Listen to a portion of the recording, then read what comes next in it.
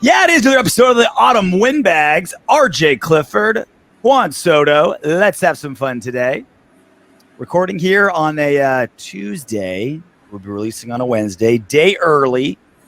Soto was kind enough to record a day early with my travel schedule being what it is. But that just means we're closer to the Vikings preseason game and talk about it. And we're still just 25 days away. It's so close. I can taste it. We're at the most important jersey number in football. My old high school jersey number, 25.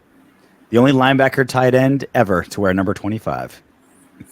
That goes to show you they didn't really think you were going to play. They're like, you're a running back, right? I'm like, no. I'm hitting people. So the Vikings game went down. If you guys missed it, Soto did a live show right after. Again, I was working, so Soto handled it solo Soto. So we're not going to have to go through over a ton of it. I'll post the link so you guys can check it out. If you missed it, shame on you.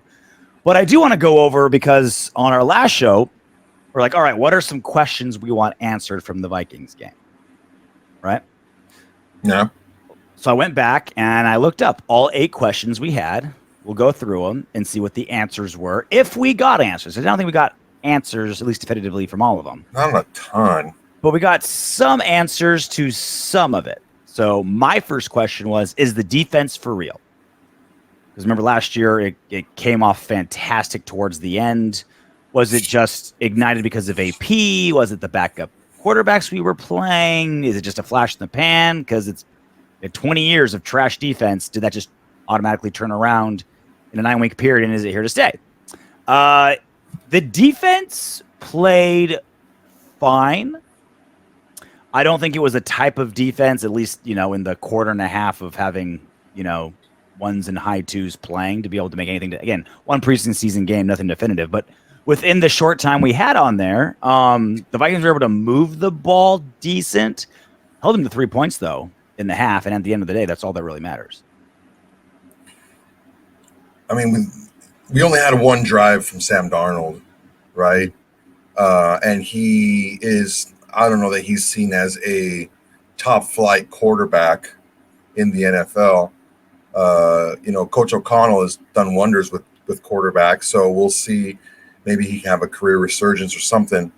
But he looked like a freaking all-star, dude. I mean, if not for a couple of great plays by our secondary in the end zone towards the goal line, they just march right down the field and pretty much do whatever they want. Yep. I mean, there was one just amazing throw by Darnold, because he does have really good arm talent. He does his consistency, but I mean, it didn't look good for having all those starters in there. Sam Darnold carved us apart for points, but it wasn't even the passing game that was the worst. It was the run game. Running. That was all game. Every running back that the Vikings had averaged at worst 4.4 yards per carry. Myles Gaskin 4.4, Ty Chandler 4.7, and then it was like 5.7, 9 for JJ McCarthy. We're talking about 12, 13, 45-yard freaking gains, just big rips. Their starting running back had that 48-yard one that ripped out, right? So defense. I mean, again, held them to 7. Excuse me, I said 3. It's actually 7 in the first half. So that part's good, but this defense certainly was not the force. I mean, it's because also they went for it on 4th and goal and didn't get it. The DBs showed up. Trevin Merrick had an incredible game, 6 tackles, all solo for the 2 drives, 2.5 drives that he played. Jack Jones had that pick. Again, stopped them in the end zone on back-to-back passes. DBs played really well. Overall, the defense, though, it was bend, don't break, but they bended a lot more than I would like to see. Yeah, the interior defensive line didn't play well at all. Christian Wilkins actually was very difficult to block when he was in there, but everyone else, I mean, no John Jenkins, I don't think, but dude, everyone else played terrible. On the interior, they were bad. We did injure J.J. McCarthy. I mean, that's a positive for a defense. Knocked the quarterback out later, right? Yeah, he got sore later. You want to knock him out during the game, but it's always something. I mean, the guys that matter, right? The first half guys. Mm-hmm. It just didn't look good. It didn't look. I mean, what did we expect? Right? We got a turnover. We got stop on a fourth down on a good play by Bennett, I believe it was. Mm-hmm. And so there's some things that we take away from it, but it's very concerning how bad we looked, even with starters in there, up the middle, stopping the run. The defensive line was the most disappointing. We were expecting them to take over games. No sacks. Yeah, they put some pressure on here and there. Like they were pretty active in the backfield, but pretty much running all over us. Yeah, you got to get home and get some of these higher, top flight quarterbacks. Pressures are fine, but they can still hurt you with pressure. You got to get them on the ground. And with the guys that we have, we should have been able to get some of these guys on the ground, and we didn't get them on the ground at all. That was a fine performance from a below average defensive line, but this needs to be a top 5 defensive line, and we did not get that version. Yeah. Vikings. Second question, this one was yours, Soto. Is the offensive philosophy going to change from last season? Looks like it. Mm-hmm. A lot more shots, a lot more intermediate level passes, that 10 to 15, 20-yard range, even some deeper than that. So these were design plays that were being taken advantage of. So, I believe that it's a little bit different than the philosophy that they had last year of let's just not the very first drive, I think O'Connell took over on the 4-yard line. We picked up like 3 yards on the first carry, and then he threw for a first down, which we didn't do hardly at all last season. And so that just in that first series, we saw a little bit of a switch in philosophy. We're gonna get much deeper into Minshew and O'Connell in the next segment, but just for the sake of this conversation, Gardner Minshew 6 of 12, Aidan O'Connell 7 of 9, pretty decent. I mean, pass to run ratio. It was early on, right? Early on, it was pretty pass heavy. I think a little bit more than we expected, and it might have to be. I mean, Zamir White averaged 3.8 yards per carry. Our O-line, certainly better pass blocking than run blocking. That's kind of what we sort of expected last season going into preseason. That's what showed into this preseason. And we do have a ton. Again, we got weapons for days. We have no shortage of weapons with different skill sets as well. So our best player wasn't even playing. Exactly. Yeah, really good point with Davante. So, and our best lineman, best tackle didn't play, and presumably we'll get to Colton and stuff later, but offensive philosophy certainly different. My question: which quarterback will protect the ball better? They both did great.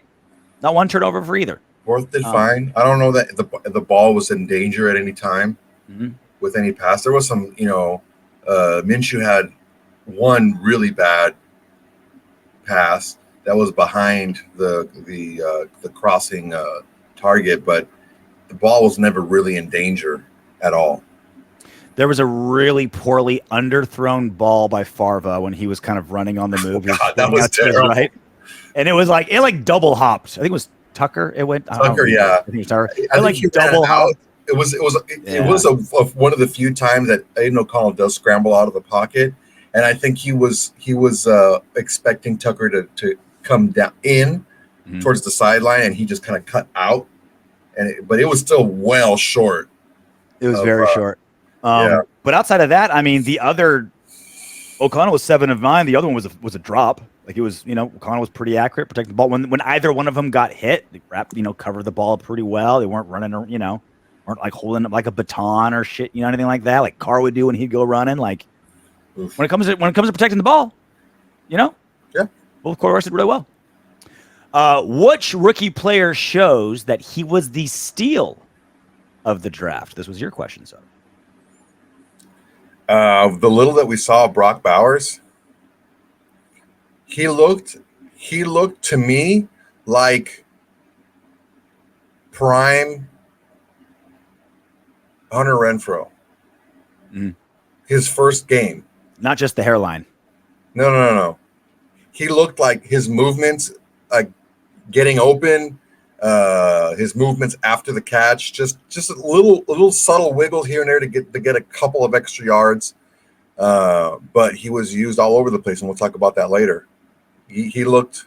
We didn't use him a whole ton because I don't think we needed to. Honestly, I don't think we wanted to. We wanted to give up too much of what we're trying to do. He's just played that first drive, and I think a little bit of the second drive. Other than that, he really didn't play that much, but I think he looked really good. I don't think any of the rookies proved that at all. Because again, like Brock just didn't do enough for us to do and also the two catches that he had, they were really good play designs. That slant there's like a rub that kind of evened it up. The play was executed perfectly, and he caught the ball, and he ran the route, caught the ball, got some yak, drug one tackler for a little bit, right? Like I don't think he didn't do anything to wow me, but it was just so little. He did block well. Like you didn't ever see him get like blown up while blocking. That was another thing. So well. That was really Laube didn't do squat. Obviously APJ didn't play.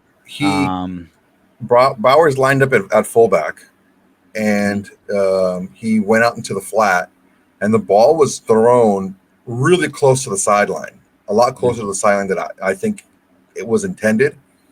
And Bowers was able to stop, where I think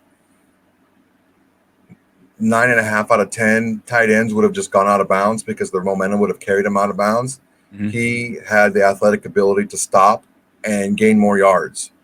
And that type of athleticism is not common with guys that are that size. Mm-hmm. Question number 5 that we wanted answers for after the Vikings game. This one was mine. Does the O-line maintain synergy? Absolutely, they did. Down to, I think we're all agreeing JPJ is going to be a starter. Out a starter, out our best tackle in Colton Miller.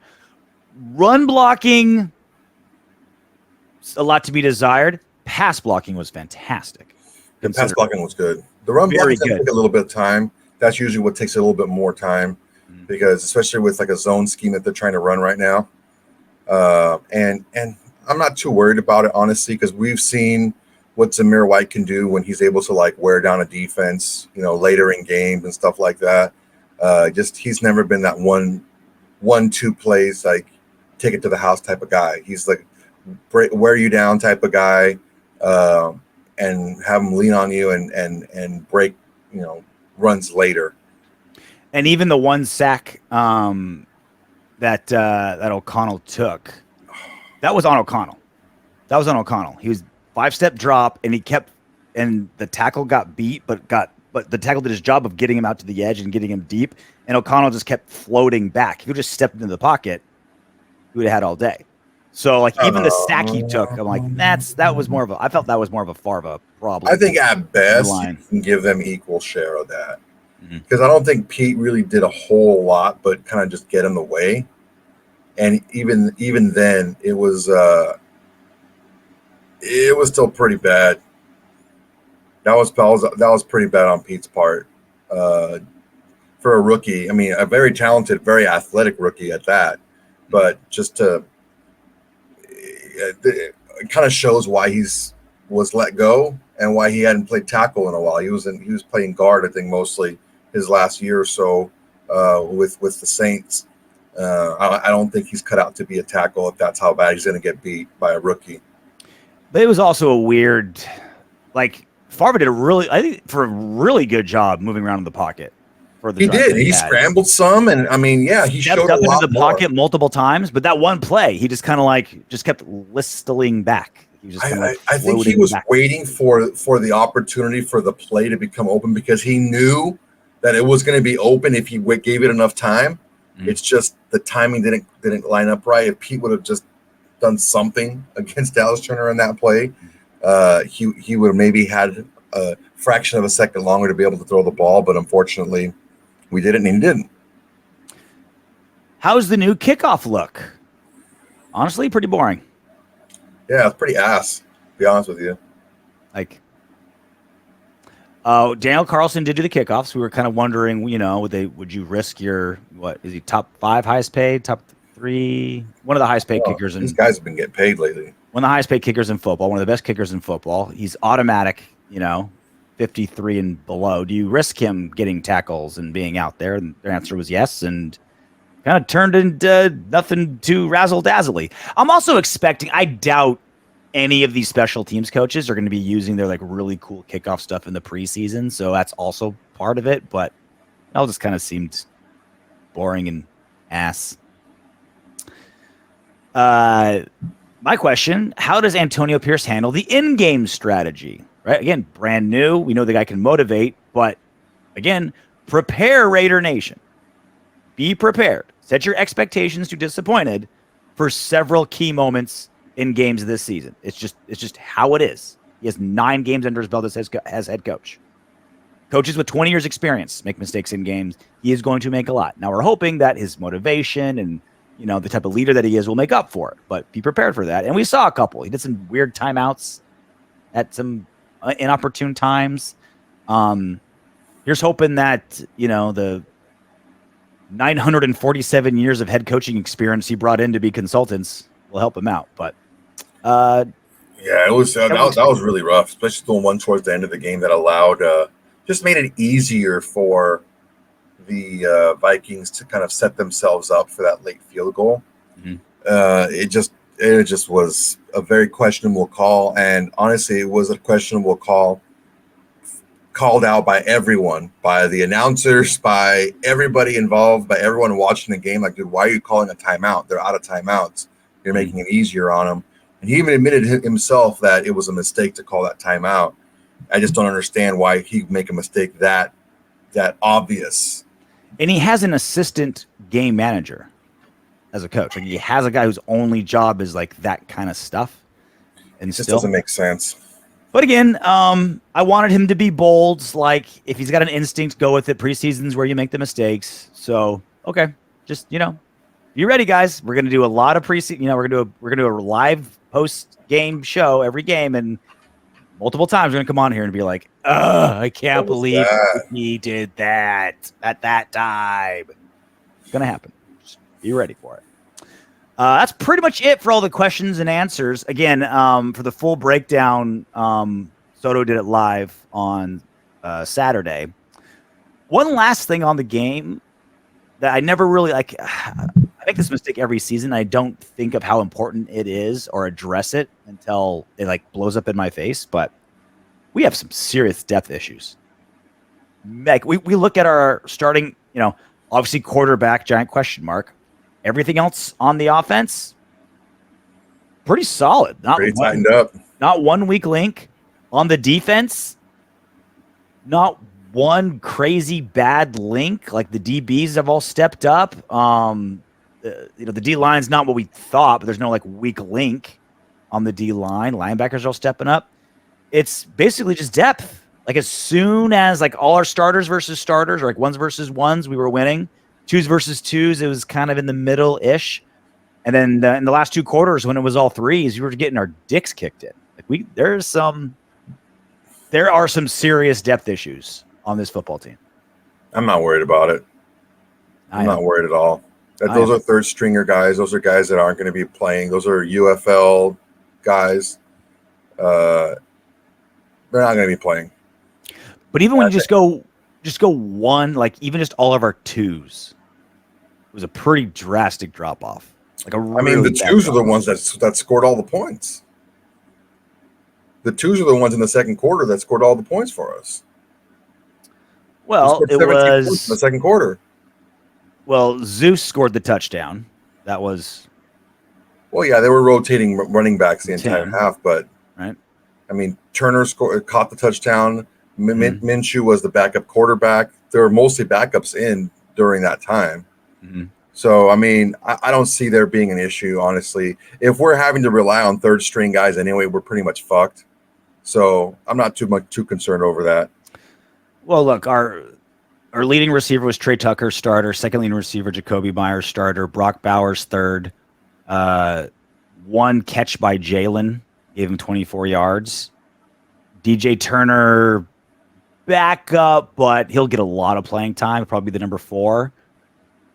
I don't know. I'm not as optimistic about our backups as you are. Yeah, the three's special teams if they make the team, whatever. But I don't know, man. And then on defense, it was even. Oh, on defense, it was even worse. It was not good. The defensive line, that first long run just got swallowed up in the interior, and then the terrible angle by the safety. Just I don't know. It just was not. I can understand why backup DBs or like first year DBs in our system don't play well, because Patrick Graham asks so much of the DBs in this system. Mm-hmm. He asks them to do a ton. So if you're not used to it, yeah, you can make a mistake, and it just takes the wrong guy to make a mistake, and you get runs like that. But it's I don't know that it's super concerning. I don't think any of those guys were household names. We saw what Byron Young was last year. Yeah, he was the guy that was getting pushed around inside, like constantly stood up and driven back. So yeah, I'm not super concerned. If we have if our first team guys were what that was happening to them consistently, then okay, that's something to think about. But third string guys, I'm not worried about third string guys being pushed around.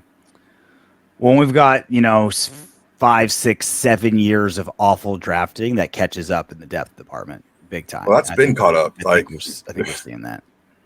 Yeah, I mean, yeah, I don't see third stringers as being depth.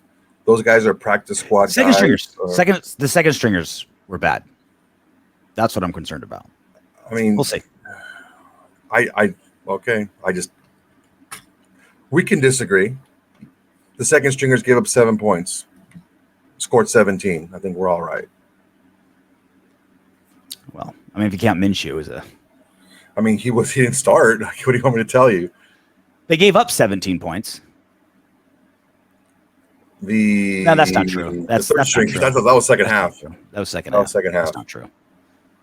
I understand what you're saying, but like when you're saying that Trey Tucker was the leading receiver, he's not a backup. Well, he's not normally the focus of the offense either. Mm-hmm. He's just more a complimentary guy. When you put him in that position, yeah, he's a backup as a one. That's wide receiver one. He's a backup as that. And that's what he was playing when he caught his 2 long passes. So, I mean, yeah, I'm not putting too much into our third stringers getting their dicks kicked in. Again, not the third stringers; it's the second stringers. They didn't. They gave up 7 points, and they scored 17. Well, we're gonna have a good backup quarterback, whoever it may be. Yeah, right. That's always nice to have.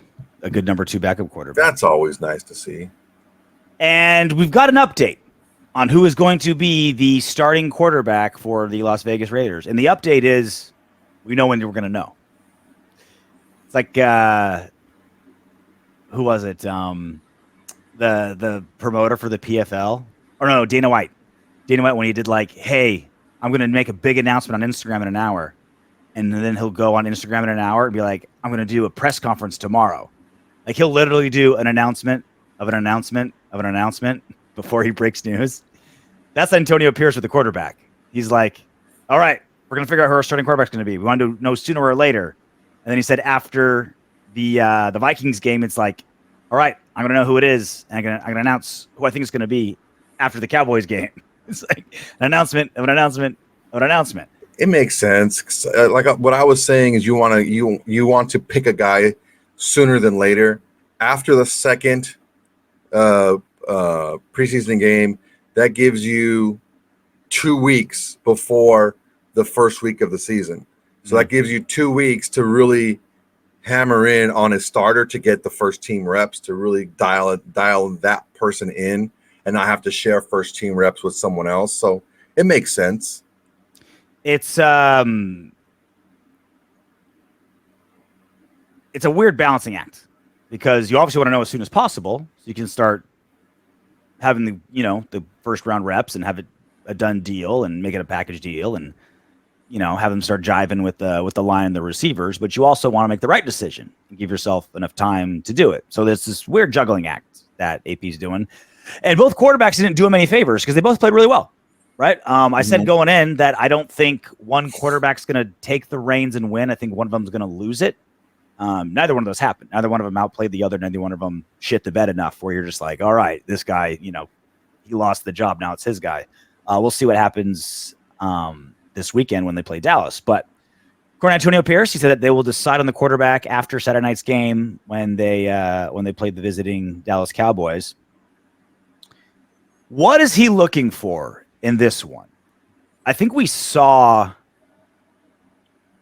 offensive philosophy will be the same, but I think AP was like, all right, Getsy, let's have these guys throw the ball. Like, I got to figure out who the quarterback is. So let's sling the ball around a little bit. Let's have it throw deep. Let's put Farva on the move. Let's have them both throw deeper than normal. Let's have them put them in some positions where maybe they're not all that comfortable. Because when it comes to like arm strength, putting the ball when it needs to go, you can get a lot of that in practice. You can get a lot of that just in reps. You can see it on the practice field. It's running the offense and commanding a team that in the preseason is best for. It all depends on how you look at it. If you want to take a look at who ran the offense better, I think Aidan O'Connell was better at running the offense. But as far as the results go, and I'm not talking about the scores, I'm talking about it took him 15 plays to go 83 yards. Mm-hmm. That's not common. You can't do that. You can't look to score that much in the league when you're constantly relying on third downs. Like the video that we talked about, that's a type of drive that the Raiders were banking on last season, was multiple third down conversions, matriculate the ball down the field. That's very difficult to do. And then there's Gardner Minshew, who wasn't as accurate with the football, but when he did connect, it was a lot longer, lot further chunk plays gained. He was 15 plays, 83 yards, so it's 5.5 yards a play. Mm-hmm. Minshew was 19 plays, 143 yards, 3 scoring drives, 2 touchdowns and a field goal. If you take away the last drive, that was just running out the clock by the end of the half. That was 4 plays and 2 yards, so it's 15 plays, 141 yards, which is 9.4 yards a play. Mm-hmm. I would tend to go if it was a similar difference in the Cowboys game, I would tend to go towards Minshew. Mm-hmm. It's just not. All the numbers tell you it's not how you want to play football. It's just a lot harder to score points that way, and scoring points is how you win. It just doesn't. It doesn't jive with how the current NFL works. I think the way that we played last season was kind of an outlier because the other teams that relied on converting third downs and stuff like that, like we did, were really bad offensively, and they were bad teams. So it's going to be interesting to see how that plays out in this next game.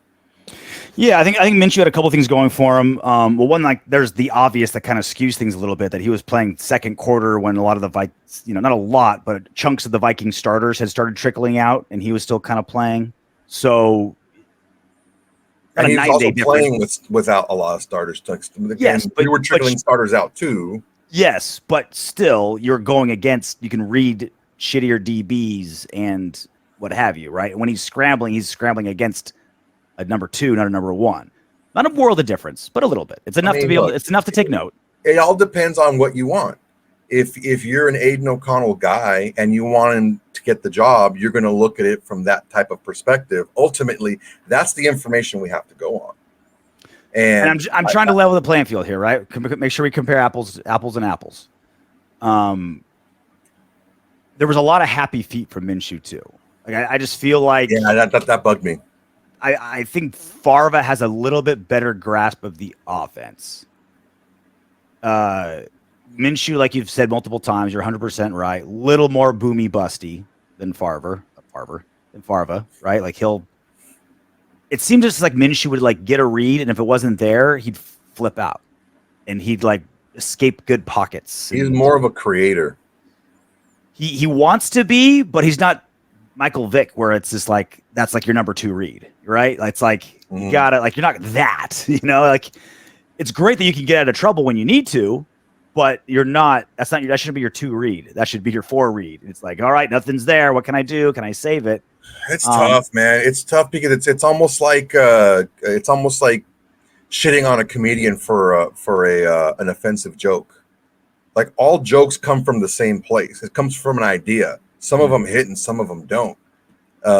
His creativity, his ability to gain bigger chunk plays, it all comes from the same place. Some of his decisions are going to be better than others. And that's how he plays. He's not going to be that guy who sits in the pocket and just goes up and down these reads. It's just not how he plays.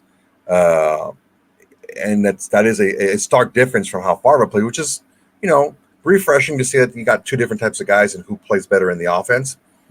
But you're not going to get it. You're not going to get those big plays from him without, him maybe scrambling a little bit faster on other plays than he should.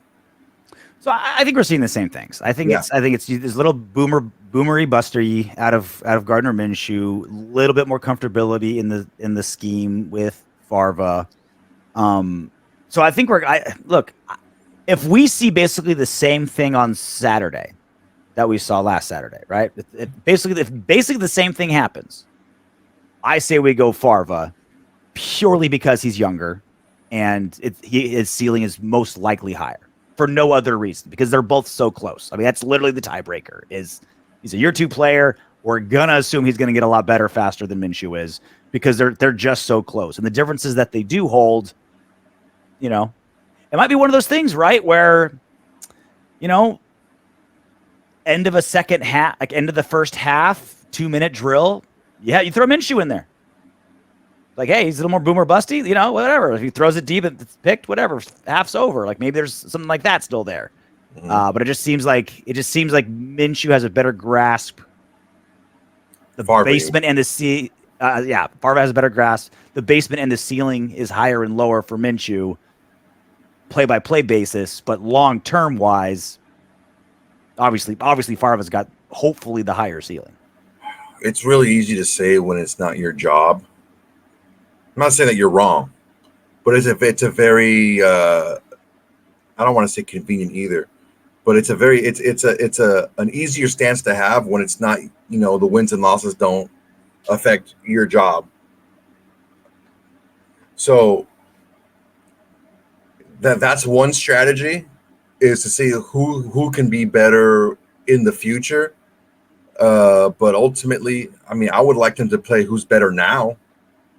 And, even you can take a look and say, oh, they played equally as well. No, they kind of didn't. It all depends on what you're looking for. If you want that guy to just, be that guy who can just run the offense and let the chips fall where they may, then you're going to be leaning towards a guy like O'Connell. If you want a guy that can make things happen, then, Minshew had the better game in that perspective. So it all depends on, what he's looking for. It sounds like he's looking for more of a Favre type. From how he's more of a defensive minded coach, what he said in the past. Like I didn't need him to score, what did he say? 17 points or whatever, 24 points a game, and just score that much and we'll do the rest type of thing. It just sounds like that's what he's looking for. And from what all we've heard, Davante Adams likes Favre better, which don't think that's insignificant. That your star receiver likes one quarterback or favors one quarterback over the other. And that's what I'm saying is that I feel like Favre has a handful of tiebreakers if it's a tie. Again, if Minshew goes, 9 of 11 with 2 touchdowns next week and Favre, throws a pick or two, it's like it's a no-brainer, right? I feel like we're dealing in inches, not miles. I think they both play equally as well, slightly different with tiebreakers on Aidan's side.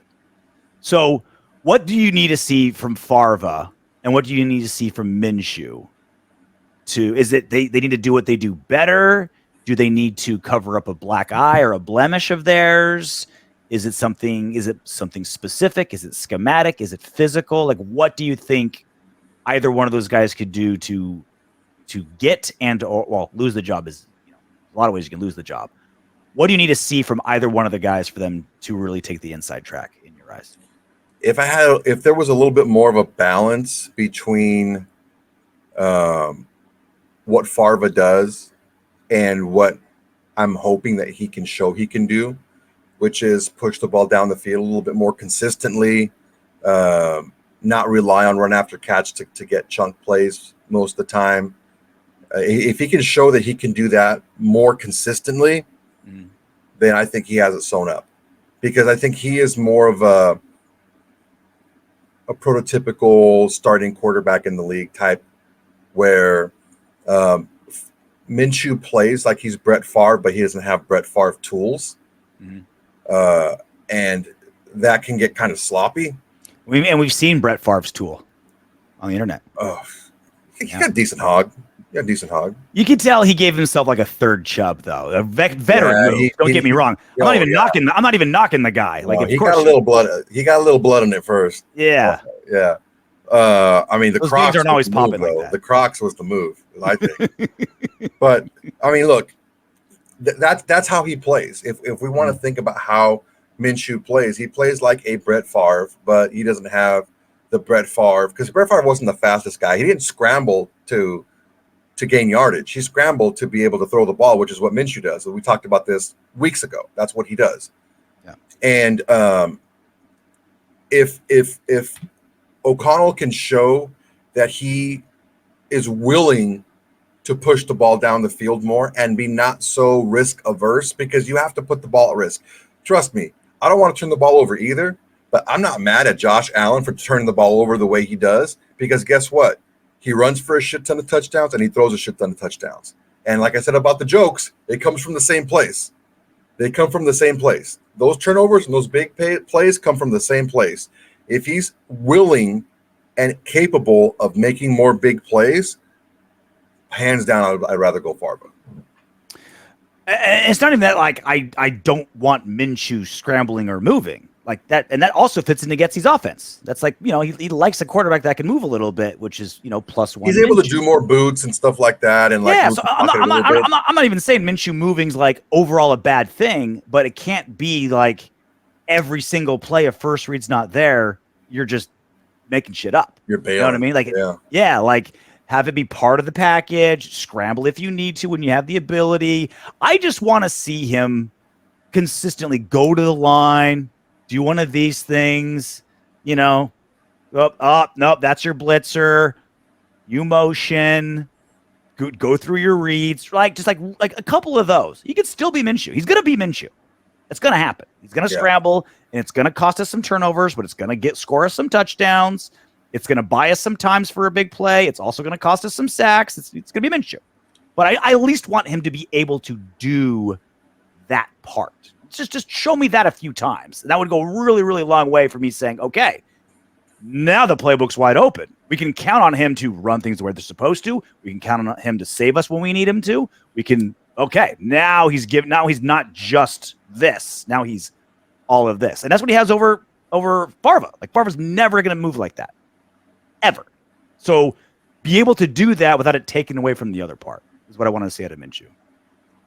Honestly, with Farva, I don't think we're going to see anything crazy different out of him, right? Command of the offense. And that's what his arm is and isn't. Yeah. That's my concern, because I don't know, again, that we can win consistently being that conservative on offense. And I don't even want to say that we're conservative that way on offense, but having our quarterback be that conservative. 15 play drives, man. Those aren't common. But what we're hoping out of Farva is that just everything gets better with time because he's so young. That's what we're hoping, right? It's not like, this one part of his game needs to drastically get better, really. Like, it's more, we know what he is, what he isn't. I mean, I'm saying everything get better. I'm saying that for sure. I'm saying that he needs to be better. He needs to have a higher completion percentage. He needs to be more accurate past 10 yards down the field. He was the worst in the league last year. 10 yards down the field, his completion percentage was the worst. Or his accuracy percentage was the worst. He needs to be more accurate. I'm saying exactly that. Well, he was great Saturday. That's what I'm saying. Like, what do we need to see this Saturday? Like, he was fine accuracy wise in the one preseason game. Now it's a matter of, can we see it again and again and again? He completed 2 balls past 10 yards, and he threw one like 8 yards ahead in front of the other receiver that he threw past 10 yards. He limp dick one big one. So it's 66. And the other pass was and the other incompletion was a drop. Well, so accuracy wise, if you're looking at the reasons why, and that's what we looked at, that's why I looked at before. The reason why a pass by over 10 yards was incomplete for an accuracy, it was 100%. Mm-hmm. And that's what we need to get cleaned up for him. Give your receiver shots down the field. Don't not complete a pass down the field because you're just throwing it into the dirt or out of bounds. That's what I want him to be better at. A little news, just kind of a couple pieces of Raider news. Nathan Peterman back in the silver and black. He has probably the most interesting mobile, like a portable hard drive, I think, out of anyone in the NFL. How he keeps getting jobs, he must have sex tapes on everybody in the league. He has to be just the greatest locker room guy ever to just get job after job after job after being. He was a laughing stock 3 seasons ago. And 3 seasons ago, we're like, how does this guy have a job? And here we are in 2024. And now, in fairness, he was with the Bears 2 seasons ago, so he knows Getsy's offense. So there's the connection, right? And also, like, Anthony, we were kind of joking. It was like, oh, well, what if Anthony Brown takes over? LOL, ha, ha, ha. God, he looked awful. He's not terrible. I don't want him on my practice squad. He would be a backup in the UFL, dude. He is not good. Atrocious. Very bad. Either that or Peterman knows how to get chicks. There's a guy that I knew when I was younger. His name was Tony. We called him Tony the Turtle. He had like the hottest cousins, like fucking hot ass cousins. And he dated this chick, Helen the Watermelon, we used to call her, not to her face. That'd be mean. And we like, hey, let's invite Tony the Turtle over because he can bring his cousins over. And that's why we would hang out with him. He was a cool guy. I mean, he ended up being a pretty cool guy. He's kind of shady towards the end, but like he had some banging ass cousins. He's the guy that brings the Stretch Armstrong to the slumber party in elementary school. He's like, oh man, that guy's awesome. Dude, you know how many times there? I saw like at least 3 people in my elementary school get their teeth knocked out from that fucking thing. Well, because you're wrestling it so hard. You know what I mean? You're trying to stretch it like to its peak, and then someone's hand's gonna slip and it just goes straight into your fucking flying face. Back. And then when you're not doing that, you're dropping elbows on it, you're jumping onto your bed, body slamming it. You know, it just insinuates violence. Speaking of violence. Yeah. But yeah, I mean, Nathan Peterman's going to be playing all of our 3rd and 4th quarter preseason games like he did under Gruden. Except Gruden like desperately wanted him to be a millionaire. It's like we had a franchise quarterback that we just paid. We have like the top 3 highest backup quarterbacks in football with Marcus Mariota. And still, John Gruden's like, hey, we better give Nathan Peterman 7 figures. We can't put him like practice squad because someone's going to swoop him up. What was worse, that or giving Hoyer fucking 2.6 a year for 2 years? Just love overpaying third stringers. Hoyer is so bad now, dude. Even at his peak, he wasn't good, but he's at least Nathan Peterman, like he physically looks like a starting quarterback. 6'5", big arm, broad shoulders. You're just like, okay. I can see him walk. I can see Gruden seeing him walking into a room and be like, I can make something happen with this. Look how big he is. Hoyer reminds me of the small guy at the gym that walks like he's fucking the Visible Lat syndrome, Game of Thrones, and he just slams weights everywhere. Like there's a guy at the gym that he uses the machines, not even like free weights, and he'll just like let it go. Whang! He just freaking slams. I'm like, bro, come on, man, cut that out. That's what Brian Hoyer reminds me of. So Saturday, we have another football game. a football-like substance. Cowboys at home. The one home preseason game that the Raiders got. Depth chart released.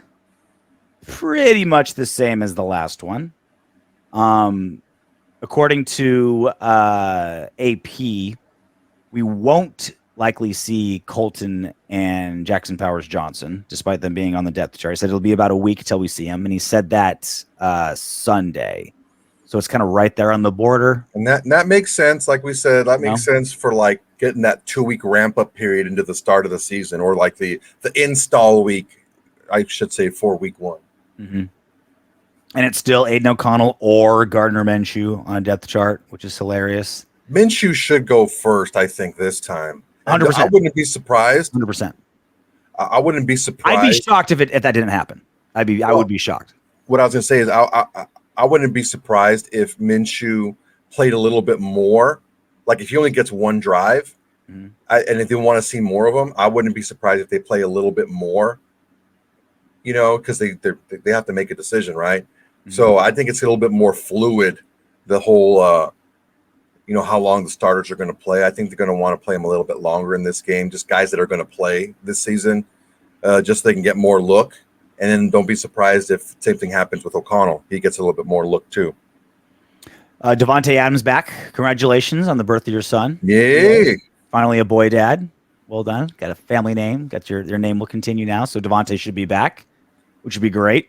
Best player call him on offense. Tay Deuce or what? Davante the second. DA2. Oof, not Yay. Yay's crazy, bro. Yayo too. What are you expecting on Saturday? I want the defense. I want to see this defensive line wreck some fools. Like I want to see some bodies get thrown around by this defensive line and just say like, oh yeah, it's just our first game, preseason game, whatever, doesn't count. I want to see Christian Wilkins body some guard. I want to see Maxx Crosby embarrass a tackle. Like I need this, not even just like, oh, they played pretty well. Like I want to see some bodies. So I just need to see the defense play with more pop, a little bit more fire. They looked a little stagnant at times. I just need them to be a little fly around the field a little bit more. Look, the Vikings have a really, really good offensive line. Like they have one of the top offensive lines in the NFL. So one drive, them kind of like, beating up on the first team. Okay, yeah, whatever. Not a huge deal. I was more concerned with how, overall the defensive line looked. But I just need to see a little bit more fire out of them because they're the guys who have been the most vocal about all the work they've been doing this offseason, and to put out that sort of effort. And that, you don't get paid for effort. You get paid for production. And to get that sort of production, I think it was one quarterback hit, 3 pressures and no sacks. Like that's not going to get it done, regardless of who's playing. So the guys got to get some, have some pride, go out there and actually put some numbers on the board. And on the flip side, I want to see the offensive line bully some people in the run game. This run game has got to get rolling. It's got to be more than what we saw against the Vikings. Yeah, Getsy likes to. His offense is a very like, in ways, it's very close to like a Bill Walsh type of early West Coast style, where he uses short passes almost like a run game at times, but still we need to have that run game really kind of get out there.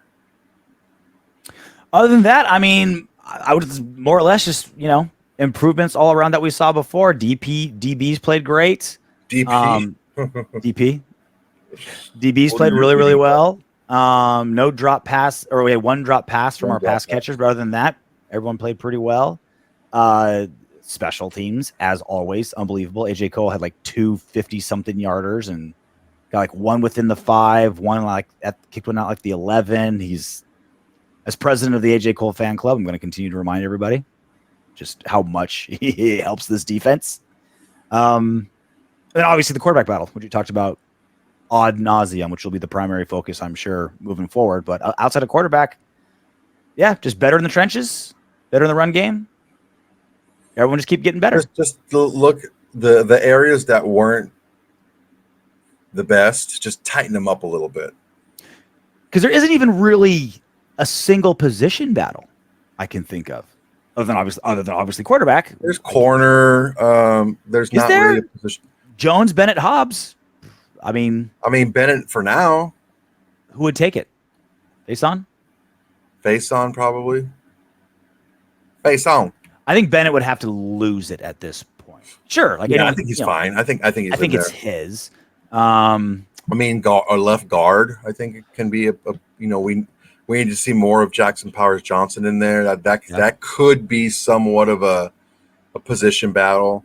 That's really it, man. That's really it, honestly. Running back set, third down back, maybe. Tight end set. Third down back, yeah. Lawbay didn't play great. What did I say? If he could pass block, I think he'd do well. He got destroyed pass blocking. Yeah, he got freaking trucked. He got pass block. His pass block is what we expected it to be. A little white boy from the Northeast. Yeah, there's plenty of backup positions that are up for grabs, but and there's certainly like backups that could vie for more playing time.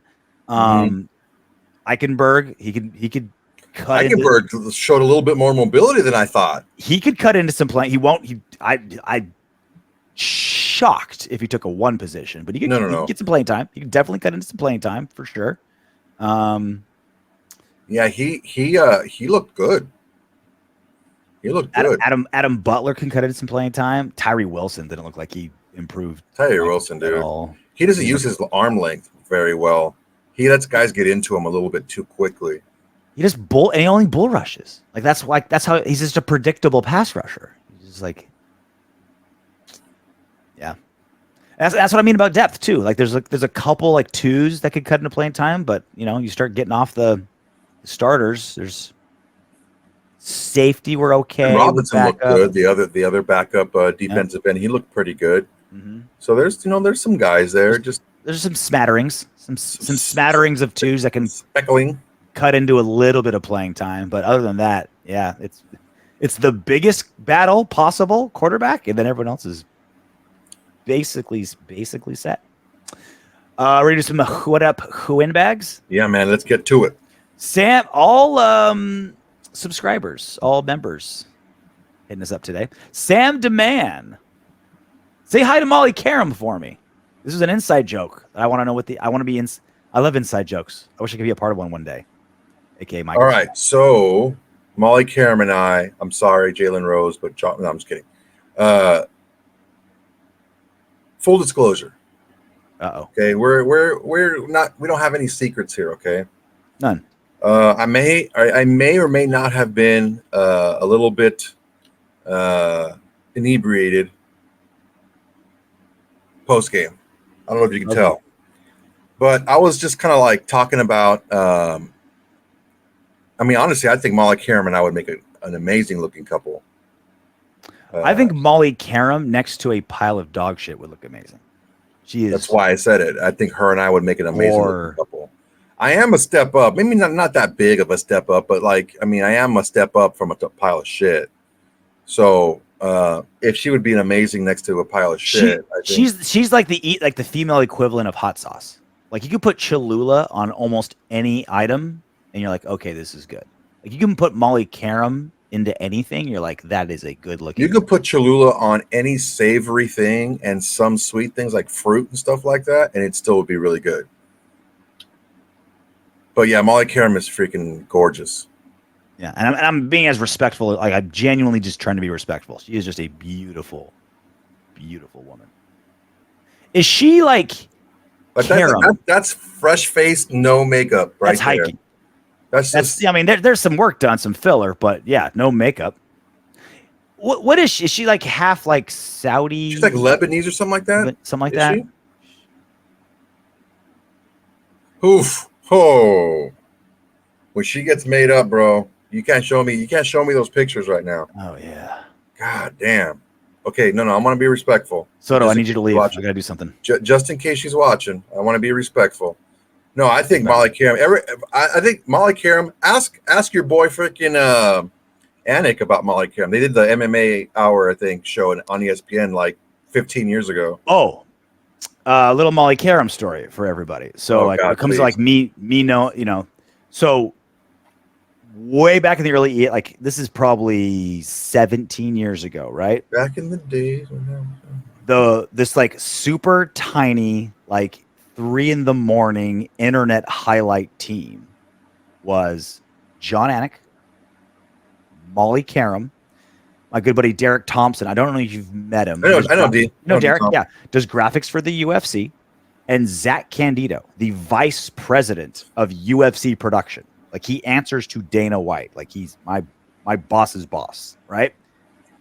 That was the like 3 a.m. highlight squad. Like the main pay-per-view play-by-play guy, John Anik, Molly Karam, who's on First Take, the moderator for like the biggest show, biggest talk shows on ESPN, and the vice president of the UFC production.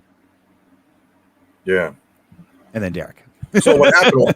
Getting back to the reasoning, I was like, I said some stupid stuff, and I'm like, yeah, I was talking to Keyshawn Johnson yesterday, and then I was like, oh yeah, I was talking to Max Kellerman. I don't even know what Max Kellerman is up to right now. I think he's still kind of in his cave. He's not really doing much after getting Das Boot. I love Kellerman. He was great. Yeah, I think he's good. He doesn't have a job right now, by choice. Yeah, I think he should do the old what do you call it route, Ariel Helwani route. Just do his own thing and talk about whatever the hell he wants to. Just do it on the internet. No, just answer to no one. He was one of the very first like old school. He wasn't like old at the time, but like deep embedded boxing dudes who liked MMA early. Like all the boxing guys are like, oh fuck MMA, oh UFC, it's so stupid, blah. And he's just like, no, these guys are really good. Like they're very understood the movement. He understood like the what they were trying to get done in the stand-up world. It's not as it's different footwork and different. You can't do the same things that you can in boxing, and you can in MMA because of the leg strikes and the grappling and stuff like that. But he understood that it was going to look different, but he understood that there was still a lot of strategy involved in stand-up in MMA. And then once the UFC started like selling way more pay-per-views than boxing, like all the boxing heads came on board because they wanted to like get some MMA jobs. And it was like, oh no, like one guy was there from the beginning. Yeah. Then they put freaking Stephen A. Smith on there looking like a freaking half a slapdick. Jesus, he was terrible. He said with a straight face, yeah, Donald Cerrone did not come to fight tonight. He didn't look like he wanted to fight. What? Do you know who Donald Cerrone is? The way Nathan Peterman always finds a way to get a job, I feel like that's Stephen A. when it comes to negotiating great deals. God, like he's got to have something, dude. He's got to be such a hack. Like how he was talking about like last month. He's like original. Nothing he says is original. Everything's written for him. Yeah. He is such a freaking hack, dude. That's what I'm saying. He has to be like an amazing negotiator or something because like, how like a month ago he was talking about like he wants to get into politics. Guaranteed the reason he's doing that is because his contract's coming up and ESPN's like, you're our highest paid guy. Like we're not going to give you any more money. What's going to give you that much? So he's like, shit.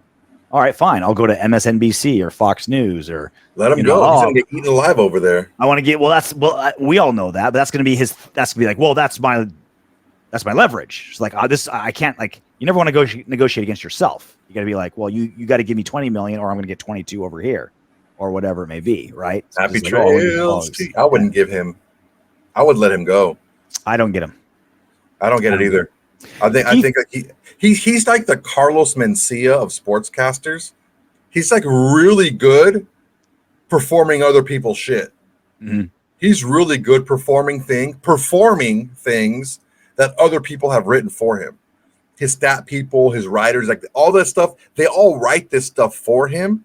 And he presents it under the veil of it's a back and forth type of like debate. But he has all his stuff written for him already. So and he does it with absolute inflection. His delivery is what kind of gives him his notoriety. because he's wrong a lot on a lot of different things. It's just his delivery, and he's able to wiggle out of a lot of stuff too. I'm not very impressed with him. I know he's very popular, and that's fine. I mean, he's good at being popular, but he's a hack, dude. He's such a hack. I hope he listens to this too. I thought he was known for his hairline, because that thing is robust. Coming from a guy with that hairline, dude, that hairline needs to come back like LeBron's had a comeback. Keith Pardini, 9065. AOC is a statue. Even when he does a rollout, it's slow, stiff, and his accuracy is not very good on the run. Minshew looked much more comfortable and fluid in the pocket. Minshew won the day, in my honest opinion. I was disappointed with the first string D2, especially Maxx Crosby. Yeah, I mean, Minshew certainly is more accurate moving. Favre is a statue. I mean, we kind of knew that going in, where Minshew was better than Favre. I really can't argue with anything that he said in this statement. I think everything he said was fairly accurate. I mean, you can't argue someone's opinion. That's how he feels. Okay, fine. I'm not going to argue that you felt that way. But I was disappointed in the defense. Max didn't do anything. He didn't record a stat. I don't know if I'm just being too emotional about the defense. They gave up 7 points in the first half. Like when anyone who's gonna see regular play, all those players gave up one big run play that was turned into a touchdown. That was it for a whole half. I feel the same way. Like, why did I feel so disappointed in that defense? I'll tell you why. When they gave up one touchdown. I'll tell you why. Quarters. Because we played all of our starters. They did not play their best player offensively. Mm-hmm. So without their best player offensively, with a journeyman backup quarterback running the team, they carved us up, and it just move the ball at will down the field. Mm-hmm. That's why I think that you're feeling the way you did, or you are, is because they did not look good doing it. Now, if we don't look good with a journeyman backup quarterback without his best target, probably one of the best players, highest paid receiver in the NFL, how are we going to look against a team that has an actual starting quarterback with his full complement of weapons? That's probably why. It's like splitting eights at a blackjack table. Like, it never feels good, but mathematically you should do it. It's like we gave up one touchdown in 2 quarters. Like, that is mathematically really, really good. Like, it's something to be proud of. It just doesn't feel good. I'm gonna tell you something. We have a mutual friend who's a Bills fan. We were in Vegas when you were supposed to hang out and you didn't. Mm-hmm. And we were just getting super drunk and we were playing blackjack, and we're just like, if I get like 2 face cards or like a freaking whatever, I'm just gonna split them. I'm gonna win twice instead of once. That's when you're having fun. When you're ahead of time, you're like, I'm gonna play like a moron. I'm gonna play like a maniac. I'm gonna double anything between 9 and 13. I'm gonna just freaking go. I'm gonna double down as long as they're not showing a freaking face card. I'm just gonna freaking play loose, play wild. And at the time, I was impaired, and at the time, his reasoning was sound. He said, "Look, if you play by the book is meant for the house to win. You gotta switch it up." And I said, "You know what? God damn it, I'm in. You son of a bitch." And I won a lot. I won a ton of money, which was kind of cool. Then we stumbled on the plane and flew home. Back BHD1.